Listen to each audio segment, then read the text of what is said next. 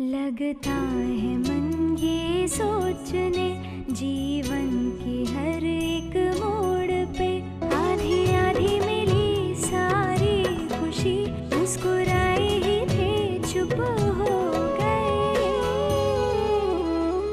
जिस घर में आंगन में रहूं उसकी भी होकर मैं ना हूं। कैसे कहूं किससे कहूं कि मैं इस घर की छोटी बहू। बताइए कि इनमें से आपके पिताजी की तस्वीर कौन सी है, बोलिए।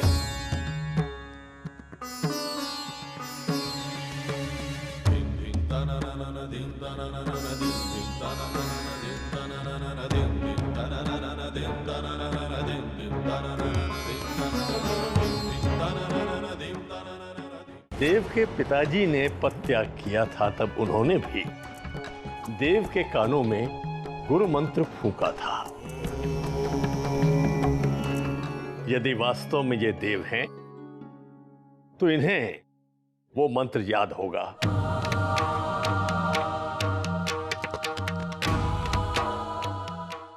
ये मंत्र बिल्कुल ठीक है देव।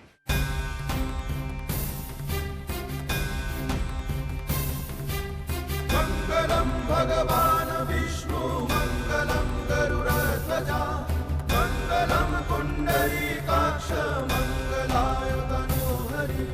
मंगलम भगवान विष्णु मंगलम गरुड़ध्वजा मंगलम पुंडरीकाक्ष मंगलाय।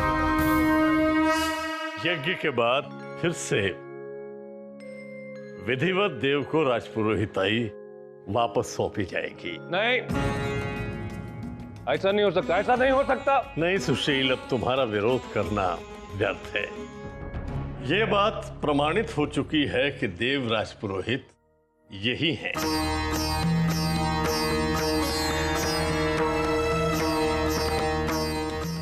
हाँ चाचा जी, तो मुझे भी पूरा विश्वास हो गया कि यही हमारा देव है। अब आप भी मान लीजिए ना।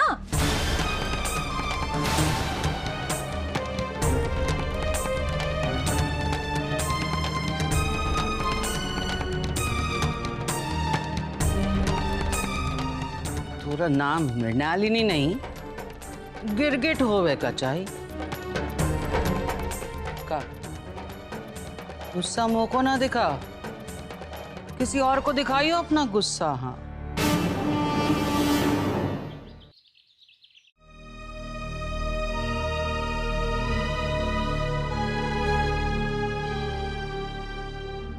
लो आ गई सती सावित्री। अब सुन लीजिए इनका प्रवचन। आज फिर ससुराल लावारिस की वजह से माँ ने हमको लताड़ दिया। पता नहीं हमारी कुंडली से ये दोष कब दूर होगा। भैया अभय,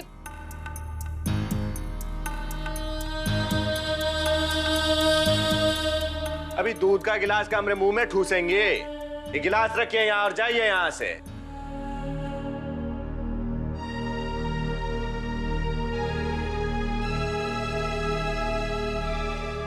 भैया अभय घर पर नहीं है, उनका फोन भी नहीं लग रहा है। मेरी तो समझ में नहीं आ रहा कि वो गए कहाँ होंगे। अरे छुटकी, तू चिंता मत ही कर। अबे बाबू को बच्चा थोड़ी है जो खो जाएंगे, आ जाएंगे थोड़ी देर में। या कहीं वो राधिका के पास तो नहीं गए ना। भैया मैंने एक आदमी भेजा था राधिका के घर, लेकिन उसके घर पर ताला लगा हुआ है। भैया कहीं ऐसा तो नहीं कि अभय की याददाश्त वापस आ गई है और राधिका अभय और अपने परिवार को लेकर कहीं चली गई हो।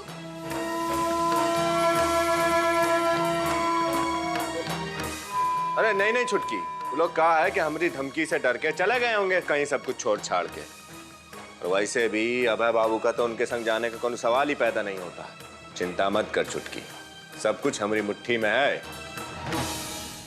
कहीं काम में व्यस्त होंगे, आ जाएंगे थोड़ी देर में।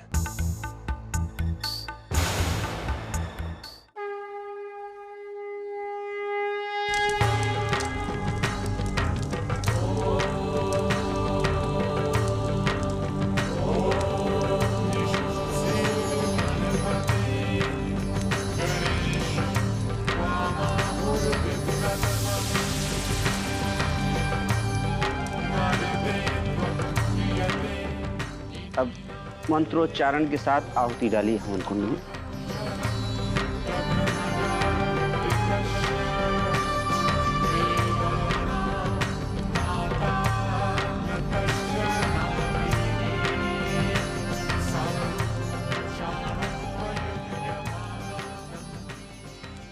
महंत जी, अब आप राजपुरोहित जी को राजतिलक कीजिए।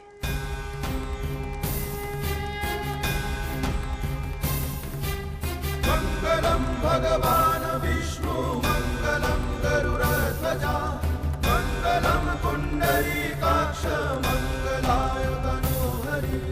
मंगलम भगवान विष्णु मंगलम गरुड़ध्वजा मंगलम पुंडरीकाक्ष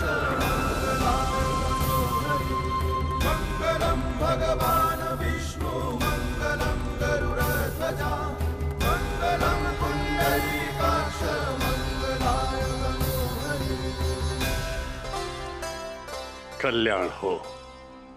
आज तुम्हें फिर से राजपुरोहित का पद संभालते देखकर बहुत प्रसन्नता हुई है देव। पिछले 5 वर्षों से तुम्हारा पद खाली रहा है देव, और इस कारण बहुत सी अनियमितताएं हो गई हैं।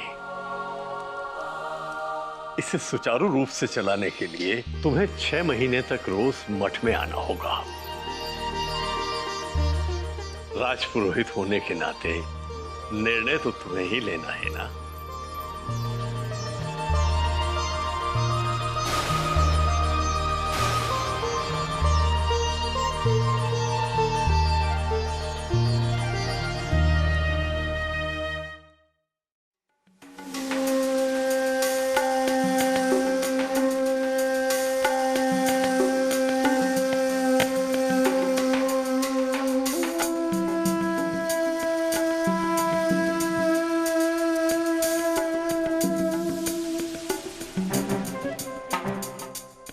कहा सुशील बाबू, शपथ ले के पहले ही अपने बेटे को राजपुरोहित घोषित कर दिए थे।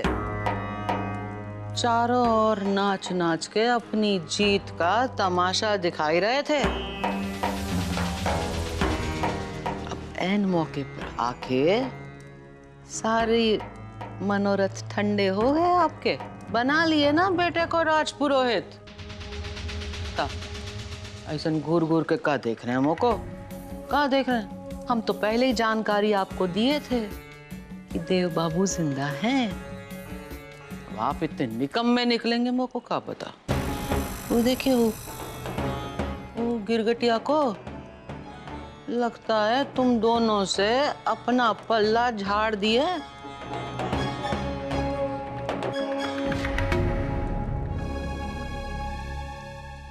बधाई हो देव, कल तुमसे फिर भेंट होगी।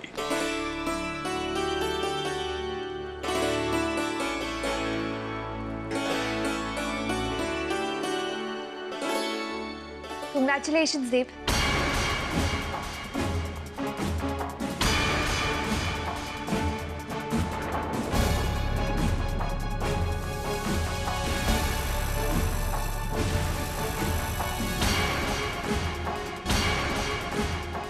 आप लोग किस बात का इंतजार कर रहे हैं?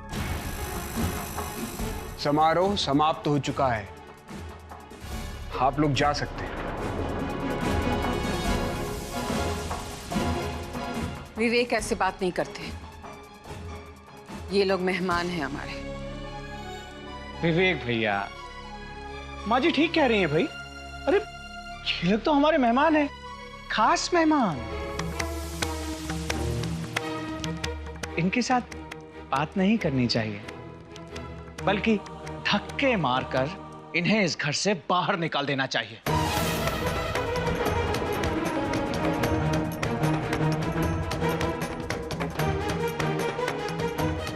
बिरजू, बिल्कुल सही कहा तुमने। ये लोग हैं इसी लायक। लेकिन विवेक, अगर हम ऐसा करेंगे तो हमें और इनमें फर्क क्या रह जाएगा? विवेक और बिरजू बिल्कुल सही कह रहे हैं बहू। देखो, बुरे वक्त में ही रिश्तेदारों की पहचान होती है। सुशील और अर्जुन ने हमारे साथ जो व्यवहार किया है, उसके लिए मैं न कभी उन्हें माफ करूंगी और ना ही उनकी शक्ल देखना चाहूंगी। कह दो चले जाए यहां से।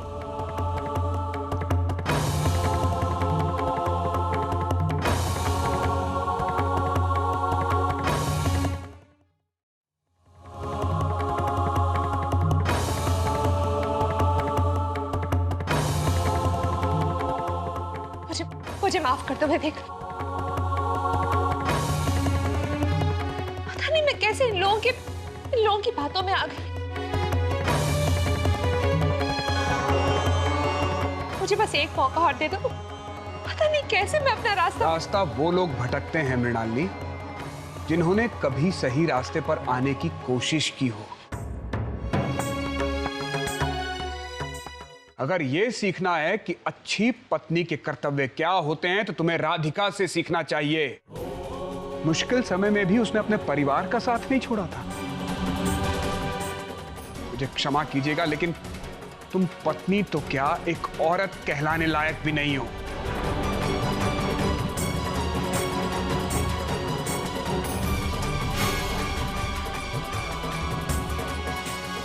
ऐसा मत कहो विवेक, मुझे एक और मौका दे दो, माफ कर दो मुझे। तुम्हारे लिए इस घर में कोई जगह नहीं है। चली जाओ यहां से।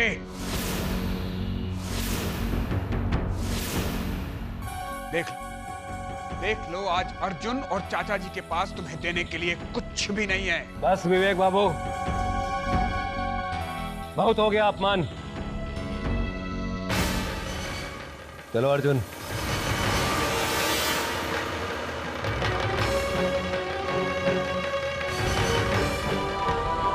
अच्छा ताई जी, शुरू बेटा।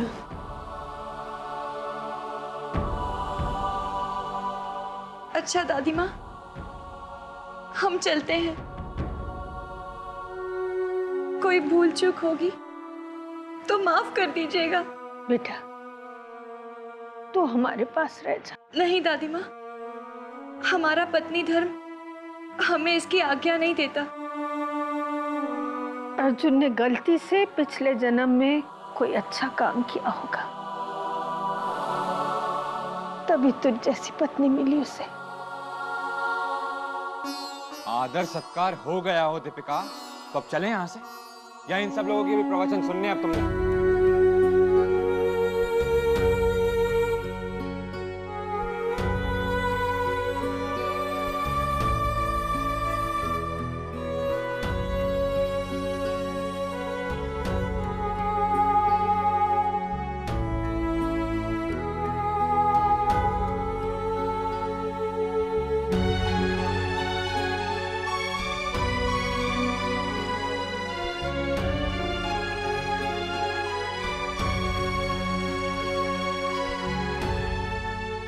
विवेक बेटा, मन की ग्लानि एवं क्रोध त्याग दो।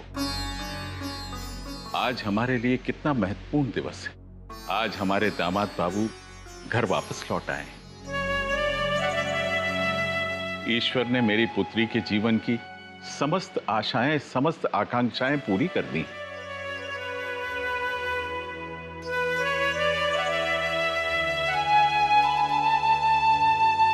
और जानता है बेटा, आज तुझे पाकर इतनी खुशी हो रही है कि मैं बता नहीं सकती।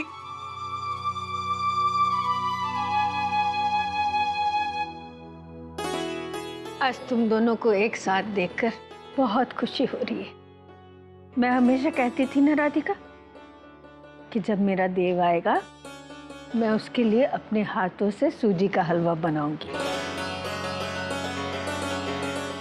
ठहर जा, अभी बना के लाती हूँ।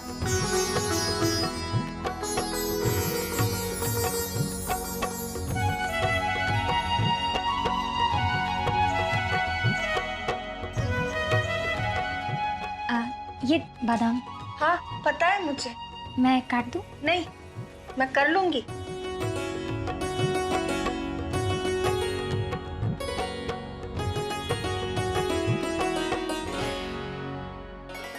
माँ जी। दादी माँ। हाँ क्या है अब? माँ जी वो हाथ में नमक। नमक? पता है मुझे नमक है। तुम दोनों के चक्कर में शक्कर की जगह नमक उठा लिया मैंने। जरा टेबल लगवाती। नहीं सिखाया बचपन से इनको हलवा बनाना, अब मुझे सिखाने चली हैं दोनों। दादी माँ, मुझे पता है इसमें पानी डलता है। बताना चाहती हो ना देव को कि मैंने बनाया, तो जाओ ना, जाके अपना काम करो ना, क्यों मेरे पीछे पड़ी हो?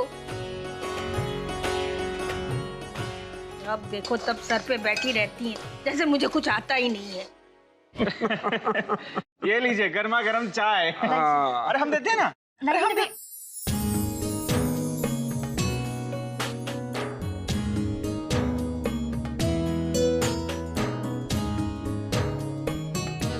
पिछले 5 सालों में हमने जितनी भी तकलीफें उठाई, जितने भी दुख सहे, आज यहाँ अपने घर में आने के बाद ऐसा लग रहा जैसे वो सब कुछ एक सपना था और हमारी जिंदगी से सदा के लिए दूर चला गया है।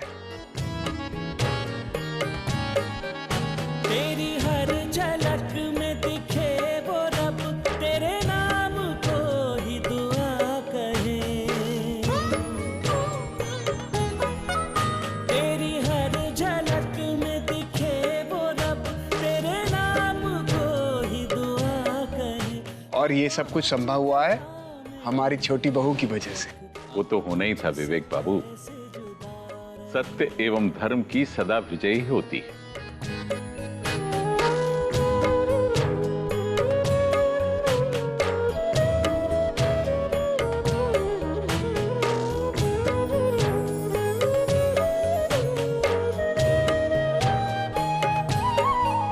तेरी हर झलक एहसास है, ये सजा भी है, ये सुकून भी। कभी लब पे आके ये रुक गया, कभी बन गया ये जुनून भी। तेरी हर झलक,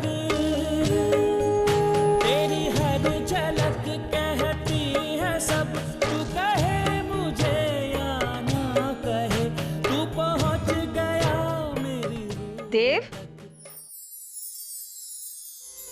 अपने दादी के हाथ का हलवा खाकर बता कि इसका स्वाद आज भी वैसा है कि नहीं। अरे कमाल है दादी माँ, आपने सिर्फ देव के लिए हलवा बनाया, मेरे लिए नहीं बनाया। भाई मैं भी तो आपका पोता हूँ।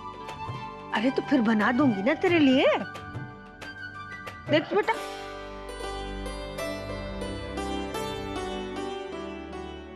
5 साल के बाद खा रहा हूँ, पर आज भी हलवे में चीनी से ज्यादा आपके प्यार की मिठास है।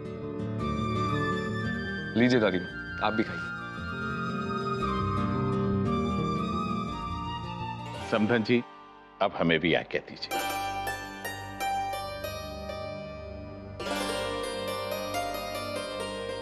वृंदावन पहुंचकर देवकी जी को भी ये शुभ समाचार देना है। राधे राधे। राधे राधे।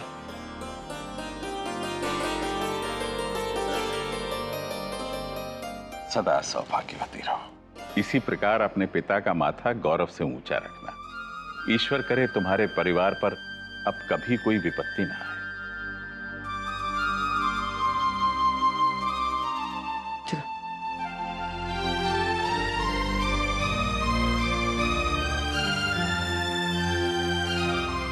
राधिका, जा देव को अपने कमरे में ले जा। भाई वो भी तो चाह रहा होगा ना तेरे साथ कुछ पल अकेले में बिताए। जाओ ना दोनों, क्या शर्मा रहे हो, जाओ।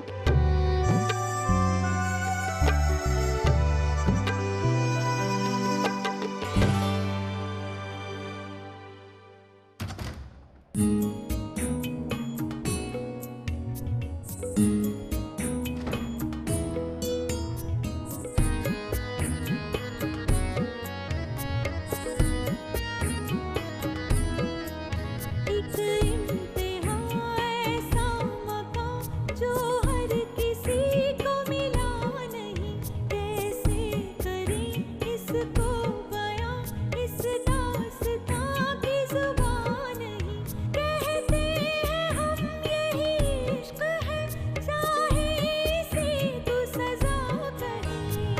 मुझे ये तो यकीन था कि आप मेरी सहायता करने जरूर आएंगे,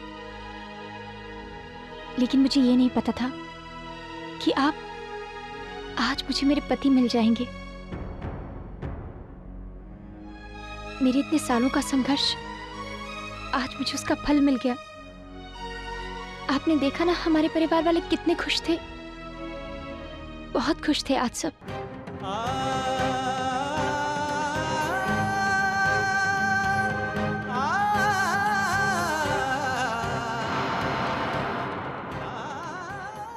ये आप क्या कर रही हैं राधिका जी?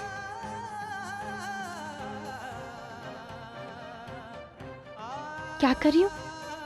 अपने पति को गले लगा रही थी। लेकिन राधिका जी, आप जानती हैं कि आपके और मेरे बीच में कोई रिश्ता नहीं है। मैं अभय हूं।